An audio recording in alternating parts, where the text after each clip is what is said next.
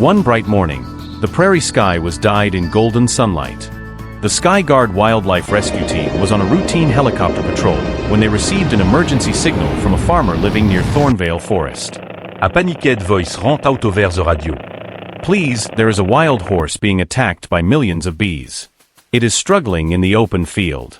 I have never seen such an aggressive swarm of bees. Less than 3 minutes later, the team leader Lara, a brave female veterinarian, ordered the helicopter to the emergency coordinates. She clearly felt the urgency. Bees are not only painful, but can kill a horse in just a few minutes if stung repeatedly in the eyes, nose, and throat. From above, the Skyguard team saw the wild horse running desperately across the scorched field. Its body was covered in tiny black spots, not mud, but a huge swarm of bees that covered its entire body. They swarmed its eyes, stung its muzzle, and even its mane.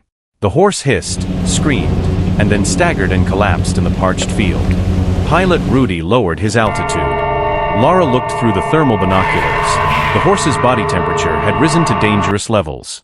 A large portion of the swarm was concentrated in the throat. If not rescued in time, the horse would die of toxic shock or suffocation. Lara ordered, "Prepare for smoke. Put on full face mask. Eric, use CO2 nozzle to disperse the bees. Max, prepare the net and heat shield." The helicopter descended at extremely close range. Eric sprayed a special smoke from a helicopter door, harmless to the environment but disorienting to the bees. The bees began to disperse in waves, but thousands of them clung to the horse. Max jumped down first, covering the horse's back with the net. Although a few bees stung through the protective layer, he held on to the trembling animal. Lara quickly injected a mild sedative to stabilize its heart rate. The horse collapsed. Its skin was bleeding, its mane burned. A large swelling was spreading in its throat. Just as Lara was administering first aid, a new swarm of bees emerged from the edge of the forest, seemingly the main hive nearby. They flew in a spiral formation, sending out warning signals, and then attacked the rescue team. "Get out. Get the horse to the helicopter." Max and Eric lifted the horse onto the support mat. The helicopter climbed, but a spare rotor hit a dry hive, causing thousands of bees to break loose and fly wildly. The team nearly lost control in the air. After a few breathless minutes, the Skyguard finally cleared the danger zone. The swarm gathered on the ground, returning to the hive, but the damage they did to the horse was too much to ignore. Back at base, the horse was taken to the mobile veterinary station. Lara quickly began the treatment process, cleaning the stings with a toxin-neutralizing solution, suctioning out the most affected areas, injecting strong anti-inflammatory and painkillers, Inserting a feeding tube end à light ventilator. The horse's heart was beating weakly, and its body was convulsing in small spasms.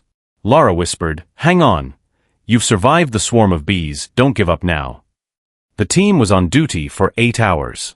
They took turns monitoring its blood pressure, administering medication, cooling its body, and talking to it, as if hoping for a miracle. Night fell. A small neigh was heard amid the chirping of crickets. The horse had woken up. Still weak, it stretched its neck to look around. Lara rushed over, her eyes brimming with tears. "My strong boy, you're back." The whole team burst into laughter. Max even knelt down and kissed the horse on the forehead. A moment of peace after all the violence. They named it Shadow, because its jet-black mane, even though scorched, still shone proudly. Not stopping at saving the horse, the Skyguard team decided to investigate why a bee colony was behaving so unusually. They returned to the Thornvale forest and discovered the main hive had been destroyed by a group of illegal loggers.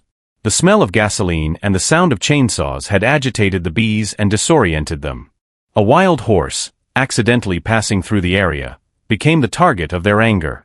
Lara immediately reported it to the local authorities and the Nature Conservation Organization. A few days later, the forest was cordoned off and the illegal loggers were expelled. After 3 weeks of treatment, Shadow was healthy again. His mane was growing back slowly, but his eyes were bright and strong. The Skyguard team led him back to the western pastures where the wild horses lived. Shadow didn't look back. He ran off into the open sky, then neighed goodbye. "We didn't just save a life," Lara said, "we resurrected a free spirit." If you like this video, please like, leave a comment and share it so more people can see it. Don't forget to subscribe to the channel to follow the next rescue journeys.